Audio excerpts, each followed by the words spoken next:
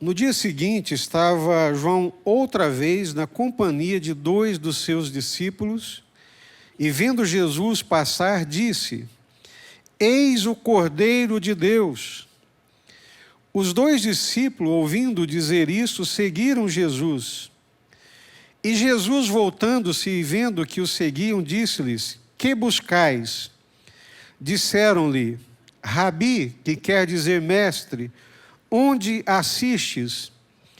Respondeu-lhe Jesus: Vinde e vede. Foram, pois, e viram onde Jesus estava morando, e ficaram com ele aquele dia, sendo mais ou menos a hora 10ª.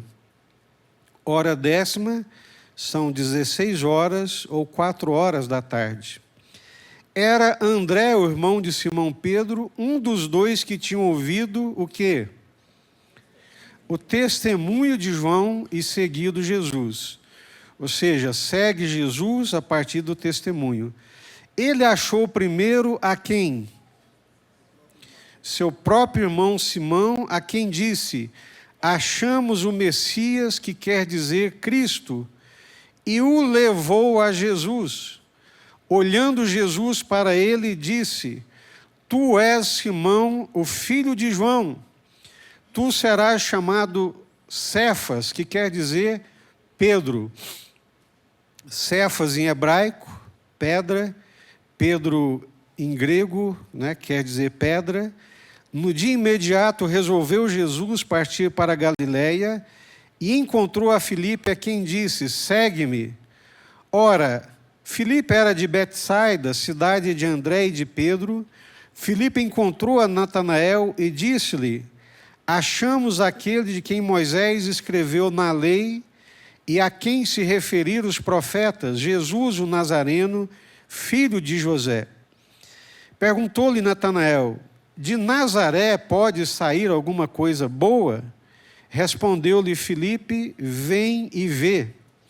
Jesus viu Natanael aproximar-se e disse a seu respeito: Eis um verdadeiro israelita em quem não há dolo. Perguntou-lhe Natanael: De onde me conheces? Respondeu-lhe Jesus: Antes de Filipe te chamar, eu te vi quando estavas debaixo da figueira. Então exclamou Natanael: Mestre, tu és o Filho de Deus, tu és o Rei de Israel. Ao que Jesus lhe respondeu: Porque te disse que te vi debaixo da figueira, crês? Pois maiores coisas do que essas verás. E acrescentou: em verdade vos digo que vereis o céu aberto e os anjos de Deus subindo e descendo sobre o Filho do Homem. Amém? Glória a Deus.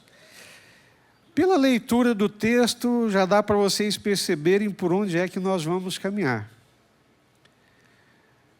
João Batista aponta para Jesus e diz para os seus 2 discípulos: esse aí é o Cordeiro de Deus. A partir desse testemunho, os discípulos tomam uma decisão. E aqueles discípulos passam o tempo com Jesus e um deles já procura o seu irmão. E aí, essa rede de relacionamentos, essa rede desemboca nesse compartilhar do Senhor Jesus. É o Lucas que está em cima? Vou pedir para me dar mais retorno aqui, porque eu estou falando meio alto. Quem está ali na... Opa, já começou a melhorar, obrigado. Vamos orar, irmãos? Vamos orar.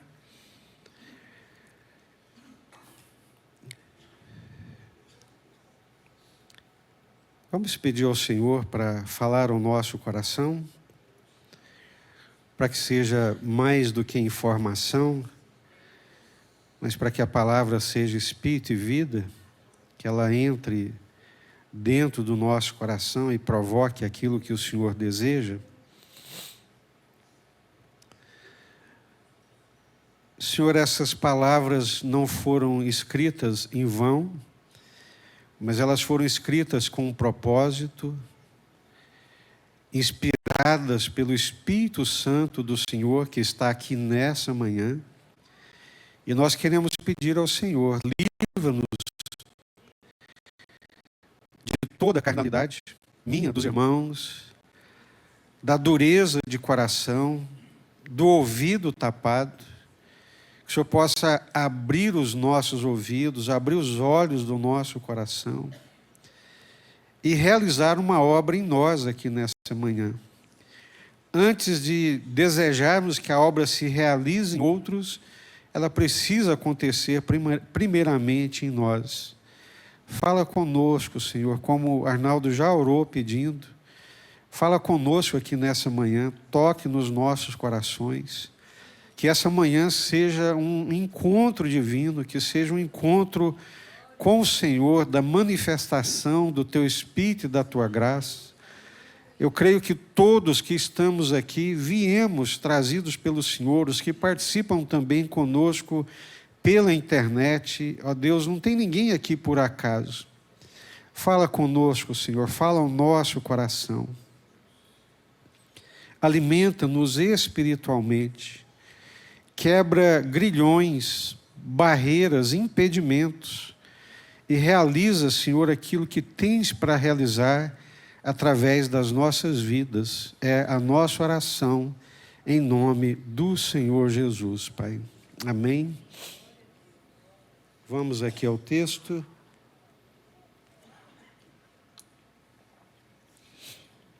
João Batista testemunhou com seus próprios olhos o Espírito Santo descer sobre Jesus. O Pai Celestial havia lhe dito. Deus falou com João Batista. E ele entendeu. Vocês sabem que Deus fala, né? Amém? Né? Nós vivemos num mundo tão secularizado, né? E o cotidiano nos envolve tanto que sobra quase nada para o espiritual. Praticamente não sobra tempo para a gente ouvir Deus. Mas João Batista separou a vida dele desde a infância a estar na presença de Deus, muitas vezes na solitude do deserto. Não vou dizer solidão, era solitude, porque Deus estava junto com ele. Ele aprendeu a ouvir a voz de Deus de uma maneira muito clara. E esses momentos de separação, de solitude, na presença de Deus, são momentos que nós aprendemos a ouvir a voz de Deus. E o Senhor disse para João Batista com muita clareza: aquele sobre quem você ver descendo o Espírito Santo, esse é o meu ungido, esse é o Messias. Ungido, não é? O Espírito Santo, antigamente, quando o rei ia assumir o cargo, eles faziam o quê? Ungia. Ele era ungido. Então, quando você ver o Espírito Santo descendo sobre ele, você saberá que ele é o meu ungido, o meu Messias, o Cristo. E João Batista viu, literalmente, com os próprios olhos, o Espírito Santo descer sobre Jesus numa forma corpórea de pomba, né? Ou seja, foi muito concreto, muito palpável no tempo, na história, essa ação de Deus, essa ação divina. Então, João Batista viu com os próprios olhos o Espírito Santo descer sobre Jesus, confirmando que ele era o ungido de Deus, que batizaria não apenas com água, mas com o Espírito Santo.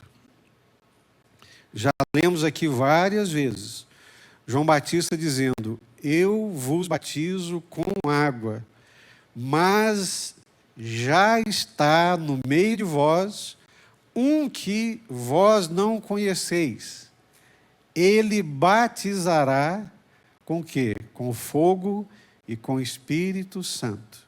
O pastor José Varte pregou aqui naquele domingo que provavelmente Jesus podia até estar ali no meio da multidão. Porque Jesus também veio até João Batista para ser batizado. Então, ele vê isso, ele percebe isso, e ele entende que é Jesus, o Messias de Deus, o ungido de Deus, o enviado de Deus. Um certo dia, João estava na companhia de 2 de seus discípulos, é o texto que nós acabamos de ler, aí no versículo 35. No dia seguinte, estava João outra vez na companhia de 2 dos seus discípulos. Quando Jesus passou perto deles, olha que interessante, que experiência, né? Que visão maravilhosa. Intencionalmente, João apontou para Jesus e revelou que ali estava o tão aguardado Cordeiro de Deus. Pastor Elcimar Fernandes, que escreveu essa frase, e para mim até sublinhei, vocês vão ver lá depois no pequeno grupo, essa palavra intencionalmente. A intencionalidade, né, é muito mais do que um mero acontecimento, mas a decisão, a intenção de testemunhar de Jesus e apontar para os seus discípulos que aquele era o Cordeiro de Deus. Vamos imaginar a cena. João Batista está ali. No dia seguinte estava João outra vez na companhia de 2 dos seus discípulos, né? Está ali, naquelas regiões por onde ele batizava, e de repente vem Jesus passando por eles. E João Batista, sabendo quem era Jesus, bateu ali nos discípulos: olha, é ele. Ele é o Cordeiro de Deus. Foi dele que eu testemunhei, que viria, ele veio. Eis aí o Cordeiro de Deus. Os 2 discípulos não titubearam. O que eles fizeram? Os 2 discípulos, ouvindo dizer isso, seguiram a Jesus. Essa é a importância do testemunho.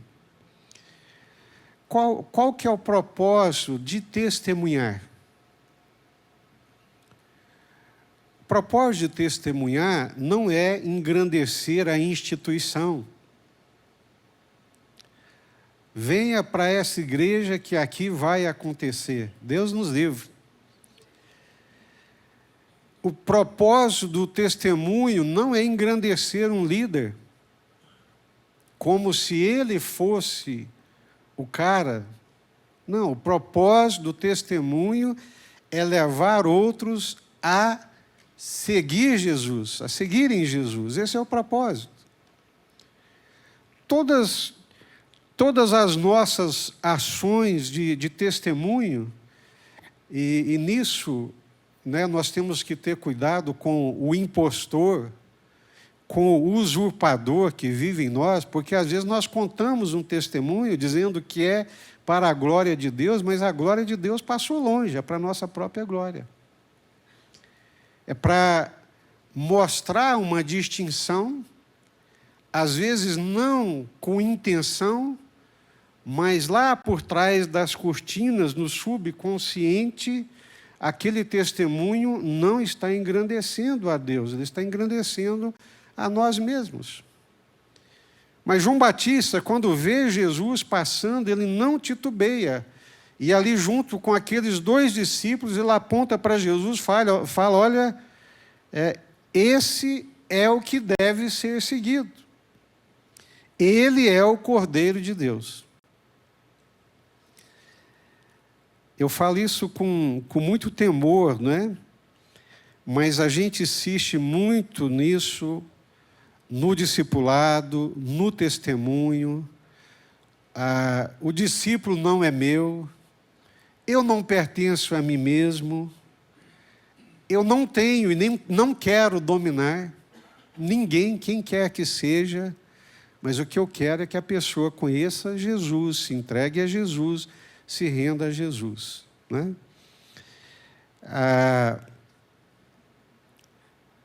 Nós por força da instituição, nós somos ao mesmo tempo orgânicos, mas também somos organização. E tem que ser assim.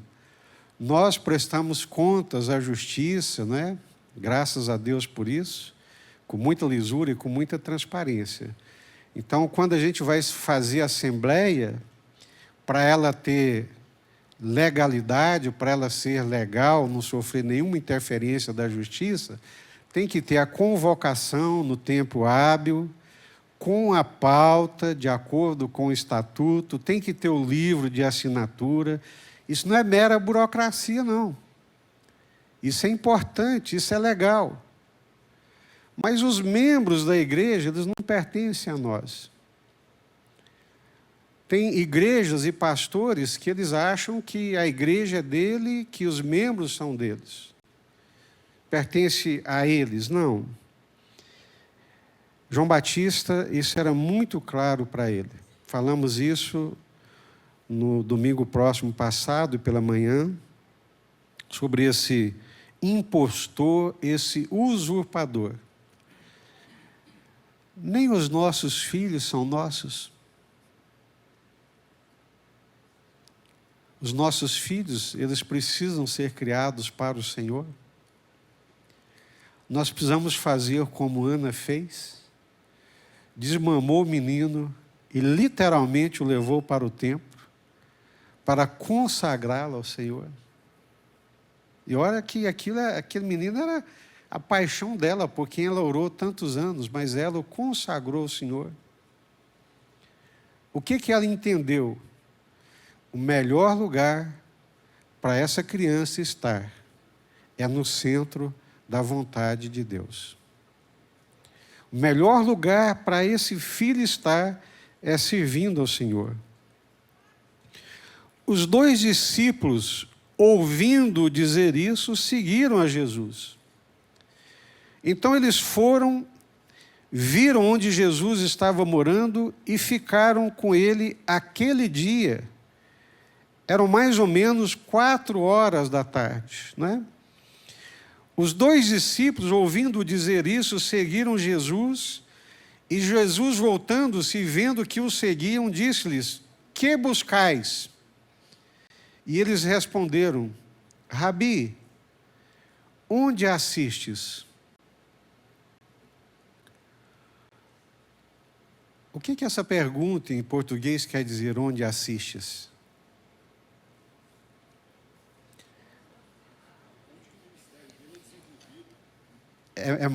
A pergunta ela é mais funcional. É como se eu estivesse perguntando, onde é que é seu escritório? Né? Onde é que o senhor atende? Onde que o senhor trabalha? Onde é seu escritório? Onde o senhor atende? Não é no templo. Olha, gente, presta atenção. Jesus disse o quê? Meu escritório é na Avenida Presidente Kennedy, número 39, meu escritório é lá no Gênesis. Aí você liga para a secretária, marca um horário. Foi assim que Jesus fez?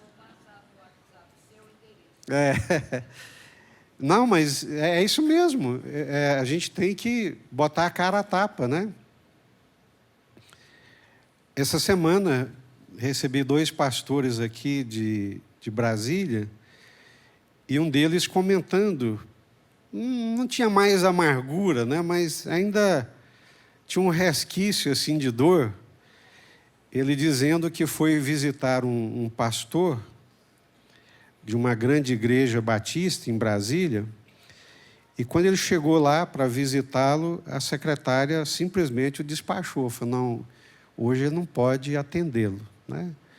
Então, os discípulos perguntam para Jesus, a pergunta é: onde é que o senhor assiste?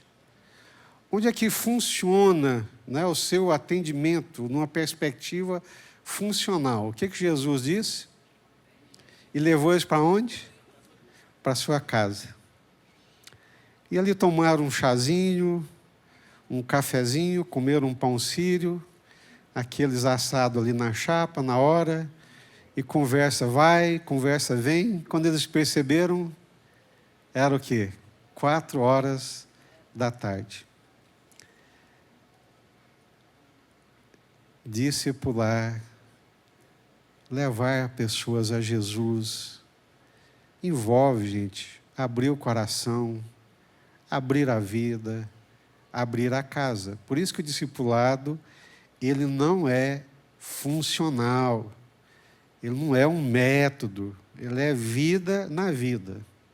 Você pode encontrar na igreja, pode encontrar na sua casa, pode encontrar na padaria, pode encontrar juntos, tomando café. Um dia eu passei na padaria e encontrei o pastor Alê com os meninos que fazem parte do microgrupo de discipulado, ali tomando café e conversando.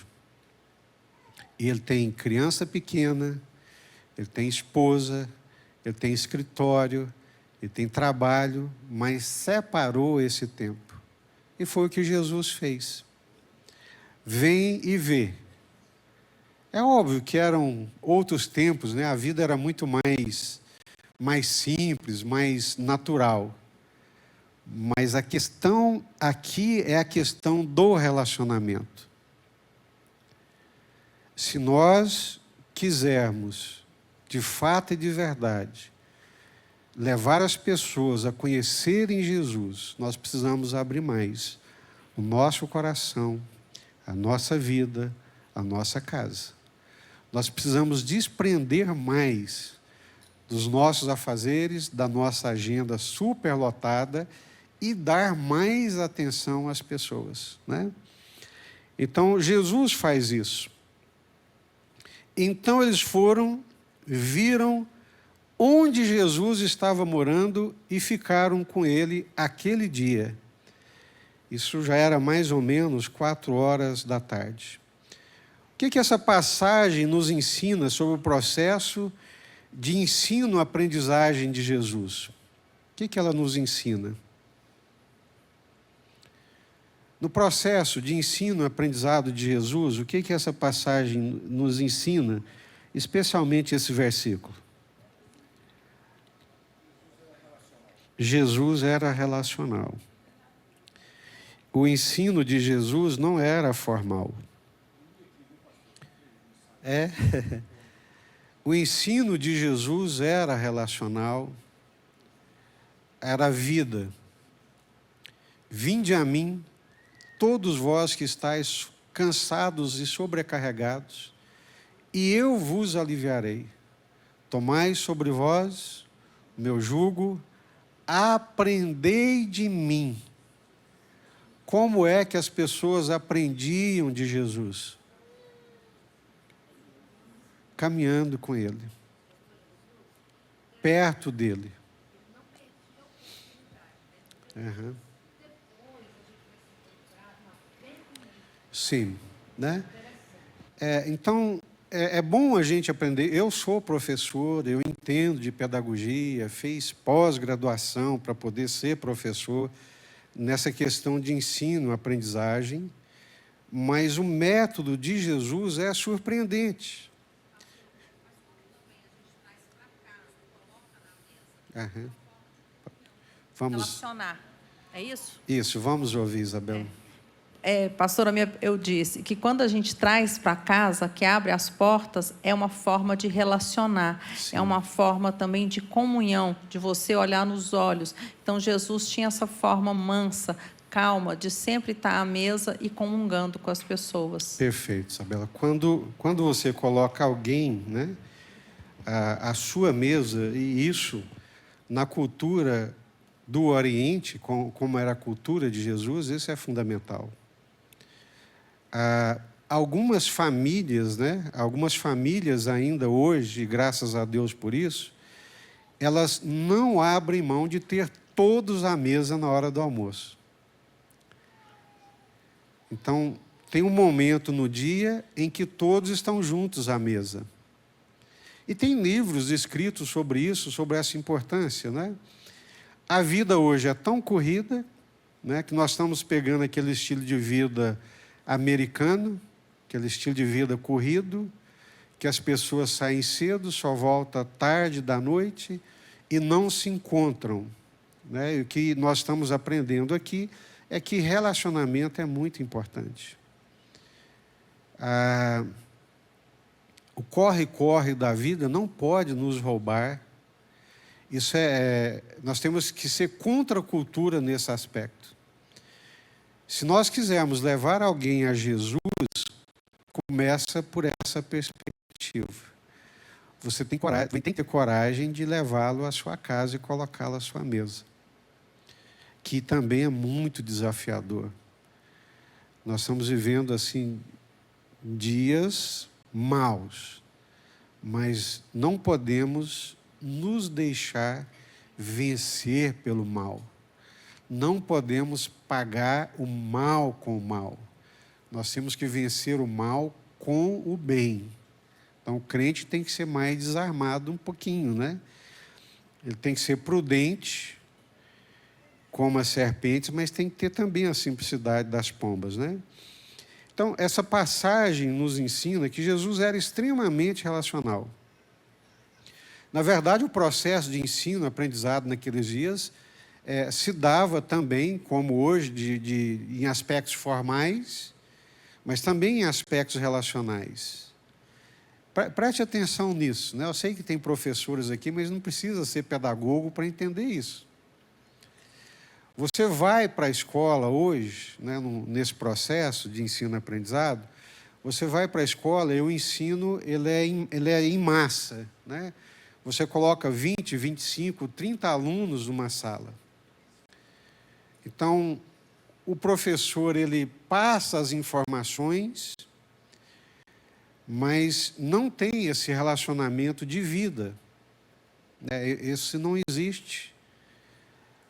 E quando eu fui professor, durante muitos anos, e teve uma época que eu era chefe de departamento, então eu fazia a avaliação dos professores a partir dos alunos. E por incrível que pareça, os professores mais bem avaliados eram os mais relacionais. Eram aqueles que amavam os alunos. Ele amava o que ele fazia e, sabe, tinha aquela liga, aquele relacionamento com os alunos. Não era o professor bonzinho que levava para o boteco, não era nada disso não, mas era o cara que amava o que fazia e amava as pessoas a quem ele estava ensinando. Então esse é o método de Jesus, né? Sim.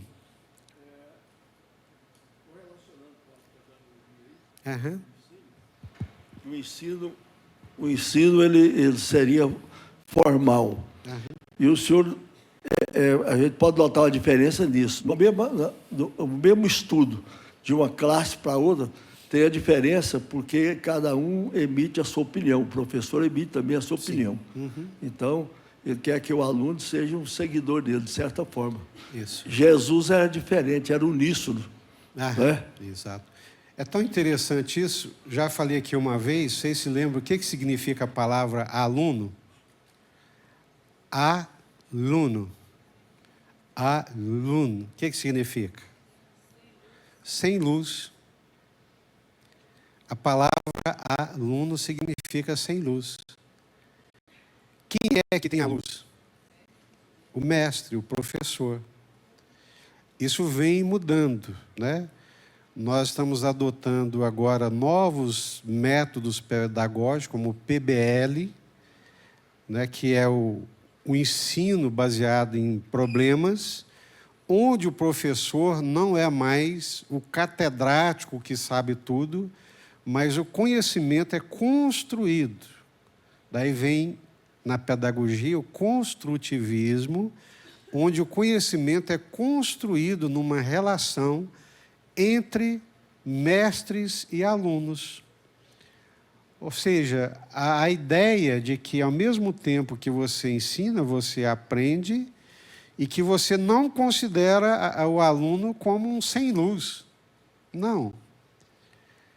Aí, se você lembrar do Sócrates com a maiêutica, todo mundo tem conhecimento. Basta você fazer as perguntas certas, trabalhar de forma correta, que você vai trazer a pessoa para o conhecimento. Mas nós já encontramos isso aqui em Jesus. Onde é que o senhor assiste? Onde é que é o seu escritório? Não, vem aqui, é minha casa. Passem um dia comigo. Jesus não entregou um folheto, também não usou de estratégias impessoais de convencimento, mas Jesus os trouxe para perto de si, levou-os para a sua casa, eles passaram o dia com Jesus e, nesse ambiente de fraternidade, ficaram convencidos de que aquele era o Cristo de Deus, que aquele era o Messias. Ou seja, uma tarde com Jesus mudou completamente o pensamento deles. Então, primeiro ponto aqui, relacionamento. Eu estava ouvindo ontem, a leitura da vida e do testemunho do missionário que está no norte da África, o Josias, mais a esposa Sara. Estava ouvindo o Silvio lendo e lembrando dessa lição, o missionário pedindo que Deus abrisse portas de novos contatos, de novos relacionamentos, para que ele pudesse compartilhar o Evangelho. Então, esse encontro com Jesus, eles ficam convictos de que Jesus é o Cristo de Deus, e na sequência vem compartilhando Jesus com nossa família. Primeiro lugar onde devemos compartilhar Jesus é com a nossa família, obviamente. Arnaldo? Pastor, antes de entrar nesse próximo tópico, Tem uma pergunta interessante aqui do Dr. Adriano. É um pouco longa, mas muito interessante. Jesus foi batizado e sobre ele repousou o Espírito Santo. Isso quer dizer que, apesar de ser Deus triuno, na forma de homem, até o batismo, era apenas acompanhado pelo Espírito, como foi a Davi, e após o batismo, passou este a habitar em seu coração? Por isso, antes do batismo, ele não manifestou nenhum dos dons do Espírito, entre parênteses, cura, sabedoria, etc. Antes havia relatos dos frutos, e após o batismo começaram os relatos dos dons? Ou o batismo foi exemplo para a humanidade, já que ele sempre foi triuno? Isso, a pergunta realmente é muito boa, teológica. E primeiro ponto que nós não podemos esquecer é que Jesus se fez homem, mas ele nunca deixou de ser a segunda pessoa da Trindade. Então ele encarna, mas nessa encarnação ele é homem, mas ele é Deus, Ele é o Deus encarnado, ele continua sendo a segunda pessoa da Trindade. E após o batismo, de fato, como está lá em Atos capítulo 10, quando o Espírito Santo desce sobre ele, é esse revestimento de poder. Ou seja, as ações sobrenaturais que Jesus realizou, elas foram realizadas no poder do Espírito Santo. Lá em Atos 10, no testemunho que Pedro dá na casa de Cornélio, ele vai dizer isso, esse varão ungido por Deus que andou curando, libertando no poder do Espírito Santo. Então, repetindo, Jesus encarnou, se fez homem, mas não perdeu a divindade, Ele abriu mão de alguns, das suas, que a gente chama de kenoses, abrir mão dessa glória, dessa majestade celestial, mas encarnou, assumiu a forma de homem, mas é Deus encarnado, continua sendo a segunda pessoa da Trindade. E, de fato, Jesus passa a realizar o seu ministério depois que ele é batizado e revestido do poder do Espírito Santo. E todas as coisas que Jesus realizou sobrenaturalmente, elas foram realizadas no poder do Espírito Santo. Pode achar, eu ouço daqui, mas...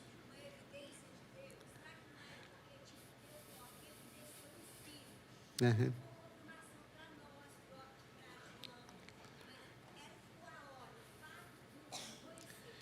Isso mas também o revestimento de poder para iniciar o ministério, né? Ou seja, sem o poder do Espírito Santo, sem a capacitação do Espírito Santo, nós não podemos fazer absolutamente nada. Até Jesus foi na dependência do Pai e na dependência do Espírito Santo. O que dizer de nós, né? Silvio está lembrando aqui, da mesma forma a igreja. Ficai em Jerusalém até que do alto sejais revestidos do poder de Deus. Nós precisamos, irmãos, Jesus é o exemplo, nós precisamos do revestimento do Espírito Santo. Nós precisamos da graça e do poder do Espírito Santo.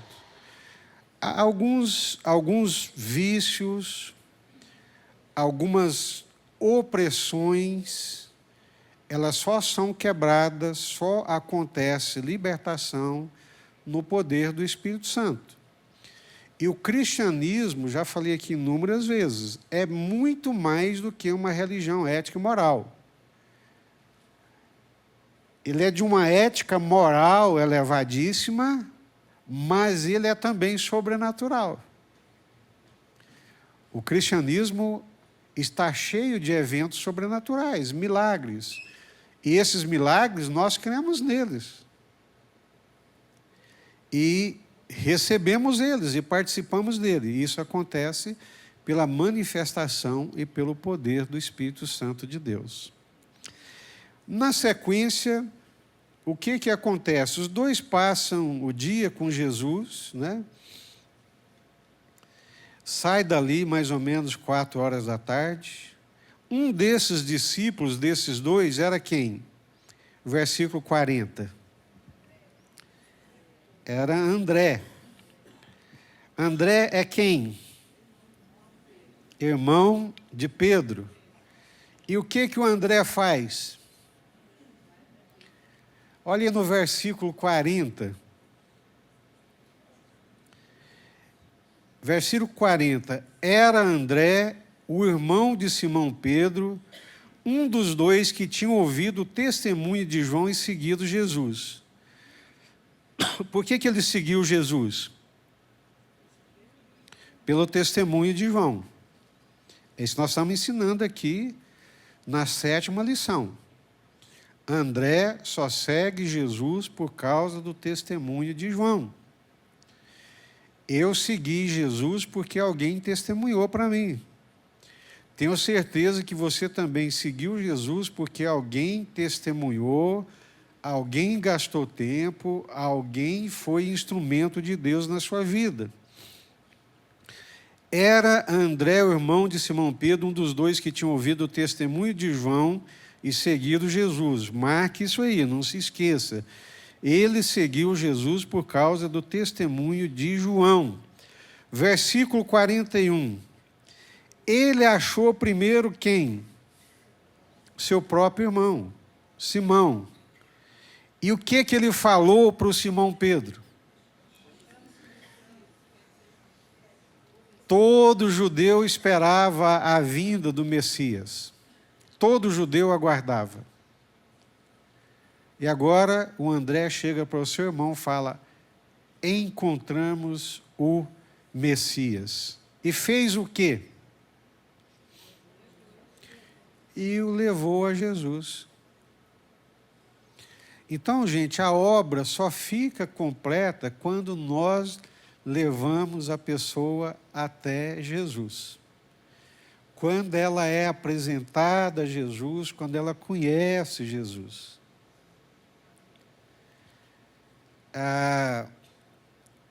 Isso não pode ser superficial, né?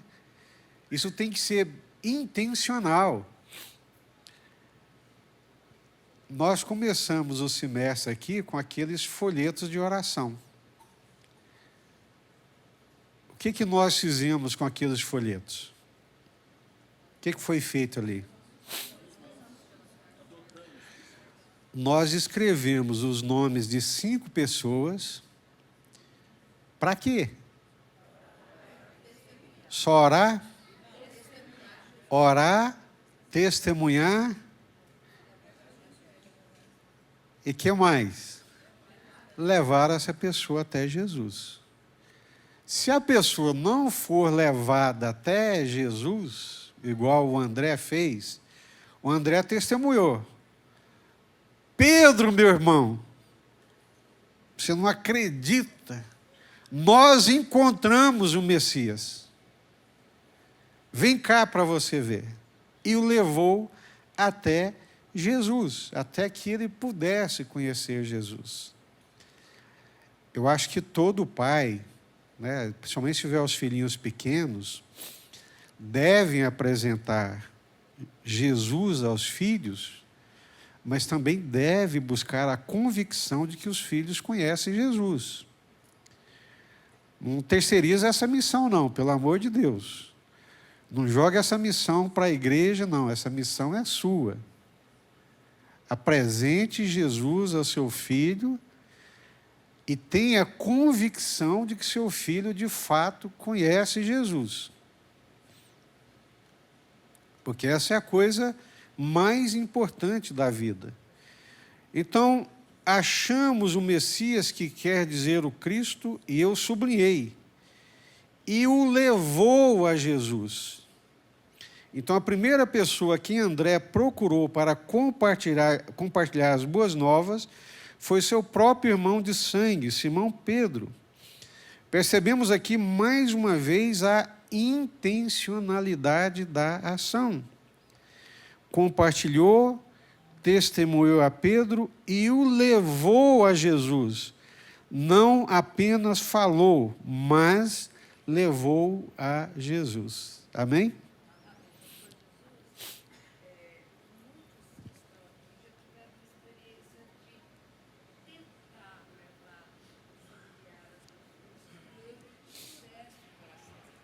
O próprio Jesus viveu essa situação, né, de a família não aceitar muito o que ele fala, né?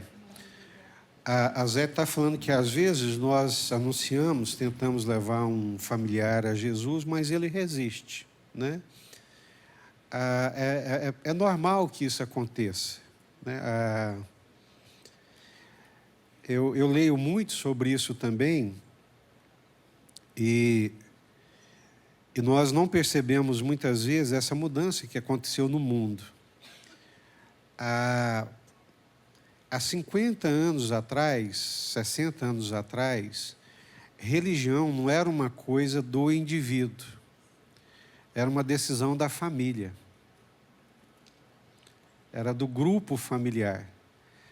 Então, quando alguém se convertia, é como se ela estivesse traindo a família, traindo aquele conselho ali, aquela cultura, né, da família, daquela tradição familiar. E aí, o que acontecia? A família expurgava ou rejeitava. Mas com o passar do tempo e com o testemunho de vida, o Senhor ia quebrando essas barreiras. Cida, quer falar? Pastor, minha família era extremamente católica, né? E quando eu converti, meu pai falou para mim que eu tinha negado o batismo que ele tinha me dado. Olha só. E eu não fui expulsa da família, mas ficou aquele clima assim. Quando eu chegava, era complicado, até que um ponto, uma vez, minha mãe falou para mim que o padre tinha falado que não era para conversar comigo sobre religião. Proibiu eles de falar religião e que se eu falasse qualquer coisa, não era para dar ouvidos. E no final da vida, eu ganhei os dois para Jesus. Glória a Deus, Cida. Glória a Deus. E um dia ele perguntou para mim, minha filha, esses meninos seus são desse jeito mesmo? Sempre eles são assim? Porque não é possível, não tem meninos desse jeito mais. Então, o testemunho da nossa família falava muito alto. E toda vez que, no final, né, depois de um bom tempo, que precisava de alguma coisa, de oração, alguma coisa assim, eles sempre pediam para mim. Para a gente orar, para mim e para o Arnaldo, para a gente orar. Então, o testemunho, ao longo dos anos, foi fazendo com que eles mudassem de ideia. Sim. E aí, eu ganhei eles para Jesus no final da vida. Glória a Deus, Cida. Essa é uma expectativa, né, que a gente tem. Agora, queridos, é muitíssimo importante o testemunho. testemunho de vida, né? Porque dificilmente seremos ouvidos se não tivermos um bom testemunho, um testemunho de vida. Thales, por favor, aqui, doutor Zé Maria. Me desculpa, irmãos, a interferência, mas eu acho importante falar disso aqui. A respeito do que a Zete falou. Quando você tem alguém que é resistente a conhecer a palavra, a seguir Jesus, Zete, acho que a única coisa que vale é a oração. Você tem que continuar orando por ele até o tempo que for necessário. Sim, e aí eu orando e quero dar um testemunhando. testemunho. Meu pai sempre pregava a palavra para os funcionários, nossos funcionários da construção civil, que a gente mexeu muito tempo com construção civil. E especialmente uma pessoa, que era um pedreiro, ele todo cheio de vícios, na prostituição, bebia, fumava e tudo mais. Foram mais de 20 anos de pregação até que essa pessoa se converteu. E agora, mais recentemente, ele se tornou um co-pastor da igreja. Amém. Glória a Deus. É fato, né? Essa perseverança e o coração aberto, né? Obrigado por esses testemunhos. A ideia é essa mesmo. Daniel? Pode falar, irmã, depois eu... Não, pode falar. Pai do Senhor, pastor, Pai do irmãos. É uma dúvida, né, que eu gostaria de perguntar para o senhor. Por favor. Eu tenho acompanhado o ensinamento que o senhor tem trazido acerca do João Batista. E lá em Isaías, né, já tinha essa profecia que ele viria antes de Jesus para dar o testemunho de Jesus. Perfeito. E João Batista, ele fazia também alguns atos, né, que era, por exemplo, o batismo. Aí, lá em Atos 2:38, Pedro também fala acerca desse ato, né? Que ele fala que arrependei-vos e ser batizado, né? Arrependei-vos e cada um de vós seja batizado em nome de Jesus Cristo. Então, eu entendo que ele dava o testemunho de Jesus, mas ele também trazia alguns atos que ensina que nós temos que fazer. Perfeito. Jesus, inclusive, quando ele veio, ele foi batizado. Queria que o senhor falasse um pouquinho sobre esse ato. Ótimo. Que, ao meu ver, não sei se está correto, mas primeiro a gente crê em Jesus Cristo e esse crer que ele é o Messias, isso traz a salvação, mas o próprio Jesus foi batizado para que ele possa nos batizar com o Espírito Santo. Mas qual é por que esse ato do batismo? Aqui ele fala, né, que é para nos livrar do pecado. Mas o que seria essa necessidade desse batismo, pastor? Perfeito. Excelente pergunta, muito boa mesmo. Aqui em Mateus 28:18, Jesus diz assim: Jesus, aproximando-se, falou-lhes dizendo: toda autoridade me foi dada no céu e na terra. Ide, portanto, fazei discípulos de todas as nações, batizando-os em nome do Pai, do Filho e do Espírito Santo, ensinando-os a guardar todas as coisas que vos tenho ordenado.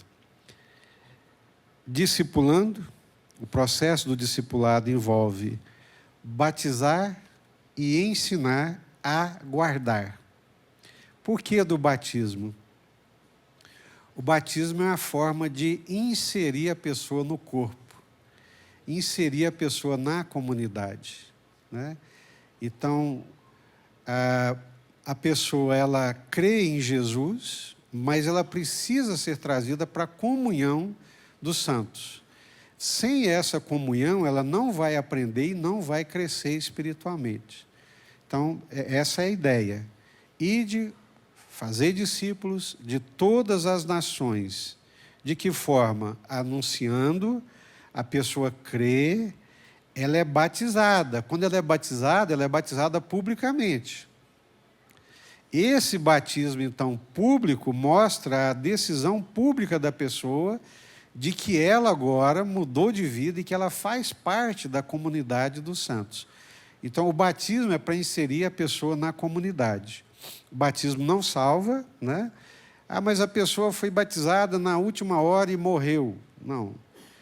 Jesus disse: ide, anunciai o evangelho a toda criatura. Quem crê e for batizado será salvo. Então, o que salva é a fé em Jesus. Quem não crê será condenado. O que condena é a não crença. O batismo não entra aí no aspecto negativo da condenação. Mas o batismo ele é importante, porque através do batismo a pessoa é inserida na comunidade, ela passa a fazer parte da comunidade, aí começa o processo de crescimento espiritual, dela ser ensinada a guardar as coisas que Jesus ensinou. Os filhos de Abraão, né, a primeira aliança que Deus fez com Abraão foi a circuncisão. Então, quando a pessoa era circuncidada, ela era inserida na comunidade, na aliança, né? Então, o batismo, à semelhança, é uma forma de inserir a pessoa na comunidade de fé. Então, por isso que ele é importante. Obrigado, Daniel. Pastor, aproveitando a ocasião, né, que os irmãos estão aqui relatando alguns testemunhos e o nosso estudo é sobre o testemunho. Uhum. Sobre mim, eu fui criado num terreiro de candomblé. Eu cresci vendo o meu pai fazendo todos os tipos de trabalho, atendendo pessoas. E a minha infância, a minha adolescência foi nesse ambiente. Uhum. E, pela misericórdia de Deus, o Senhor me afastou de lá por um período, e foi o período em qual eu conheci Jesus. Uhum. Eu saí por um propósito e o Senhor me alcançou com outro propósito. E, para o senhor ter uma ideia, eu não participo nem de grupo do WhatsApp da família. Eu participava, só que a minha conversa era, vamos dizer assim, banal para eles. Uhum. E eu resolvi sair por motivo de contendas. Para evitar contendas, eu preferi sair. E há 2 anos atrás, eu estava aqui e eu recebi uma ligação da minha mãe dizendo que meu pai estava muito doente e que só faltava eu para visitá-lo no hospital. E eu conversei com o meu patrão, e meu patrão falou assim: Daniel, pode ir. É melhor você ir enquanto seu pai estiver vivo do que você ir no velório. Uhum. E quando eu cheguei no hospital, o meu pai arregalou 2 olhos enormes assim para mim e me perguntou: o que é que você veio fazer aqui? Porque ele já sabia, né, da minha decisão do cristianismo. E eu falei para ele: eu vim aqui porque eu estou preocupado, porque eu quero saber quem é que vai recolher sua alma. E ele falou para mim assim: eu quero esse Jesus que você segue. Amém. Glória a Deus.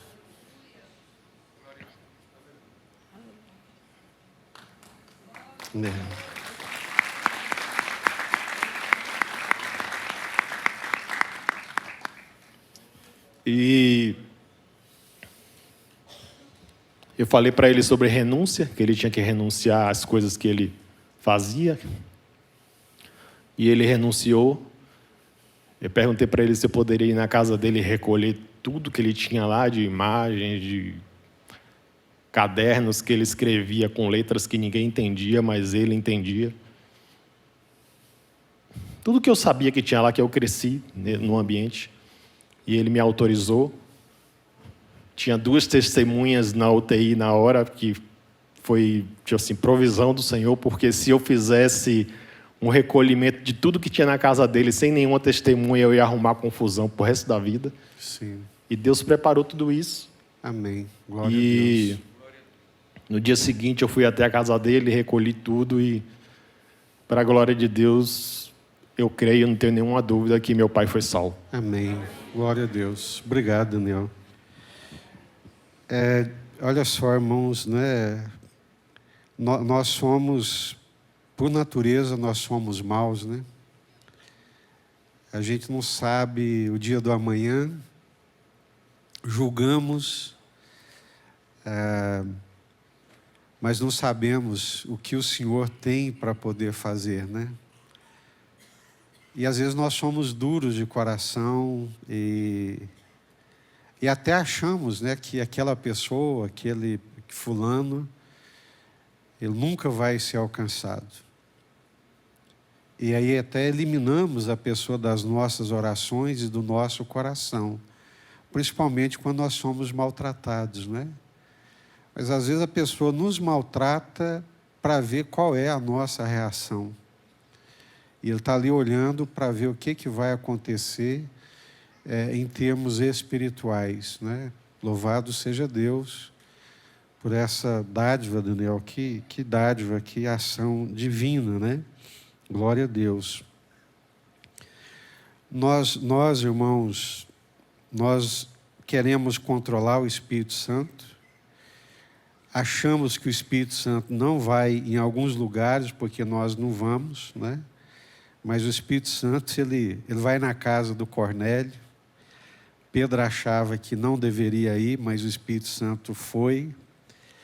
A gente acha que o Espírito Santo não deve ir na casa de algumas pessoas, não deve convencer algumas pessoas, mas o Espírito Santo vai, ele convence.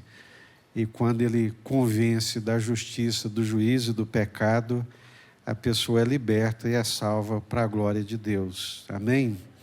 Glória a Deus. Então nós precisamos compartilhar com os nossos familiares.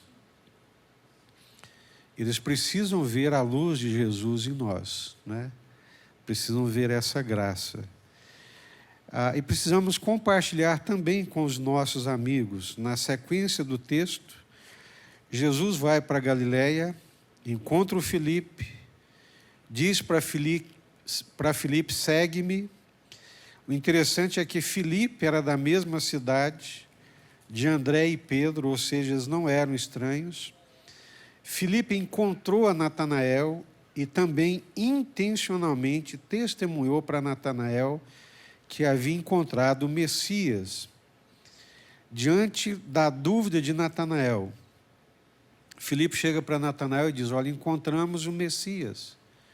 Mas João, quem é esse Messias? Jesus de Nazaré. Mas de Nazaré? Pode vir alguma coisa boa da Galileia? E o que o Filipe responde? Vem e vê. Né? Onde é que a pessoa vai ver Jesus hoje?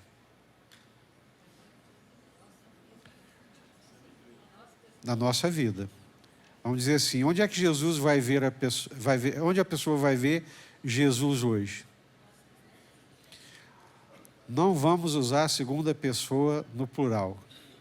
Vamos usar primeiro. Onde é que a pessoa vai ver Jesus?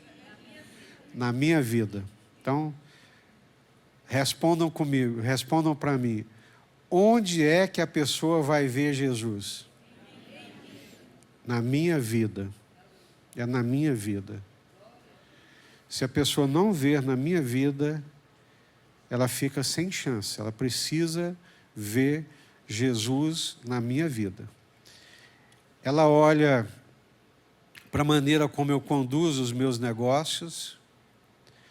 Ela olha para a maneira como eu trato a minha mãe, como eu trato o meu pai, como eu trato os meus filhos, como eu trato a minha esposa, como eu trato os meus empregados, como eu trato os meus colegas. Ela olha, aí vai perceber Jesus ou não. Às vezes olha e fala: meu Deus, eu não quero isso para mim não. É hipocrisia pura. Jesus não está aí.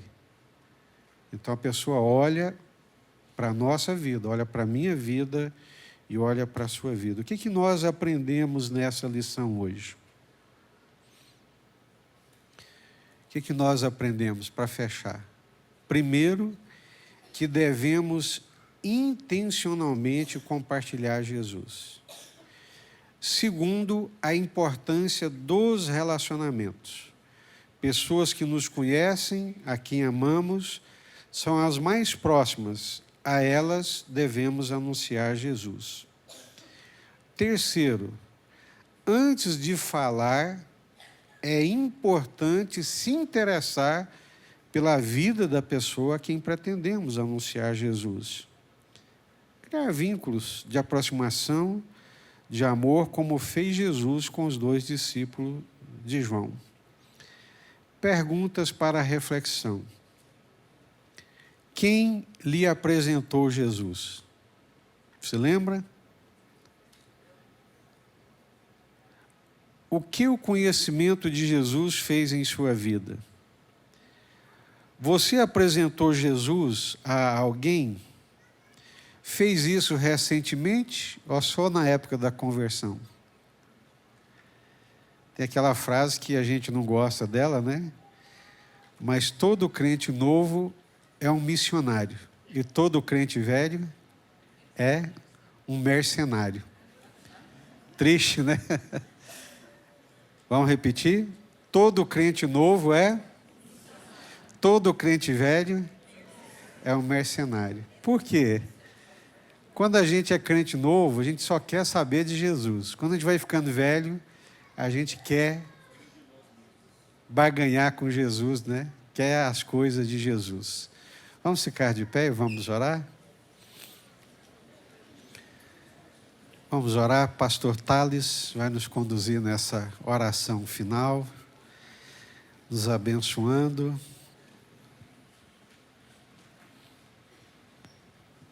Amém. Curva suas cabeças. Vamos agradecer ao Senhor por esta manhã tão abençoadora.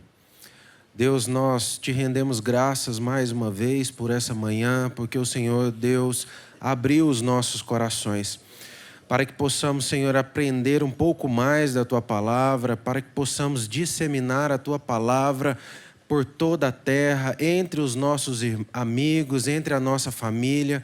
Pai, nos dê, Senhor, intrepidez, nos dê, Senhor, autoridade, para que possamos falar do Teu amor e da Tua verdade sobre aqueles que ainda não conhecem a Ti. Mas, acima de tudo, Pai, nos dê, Senhor, o entendimento de que possamos ser o Cristo que o Senhor foi aqui na terra. Pai, nos ajude, Senhor, a dar testemunho do Senhor para outras pessoas. Não somente com as nossas palavras, mas principalmente com as nossas atitudes. E que o amor de Deus, o nosso eterno Pai, a graça do nosso Senhor Jesus Cristo e a consolação do Teu Espírito Santo esteja sobre nós, sobre a nossa casa, sobre a nossa família, no nome do Teu Filho amado Jesus, que te agradecemos. Amém.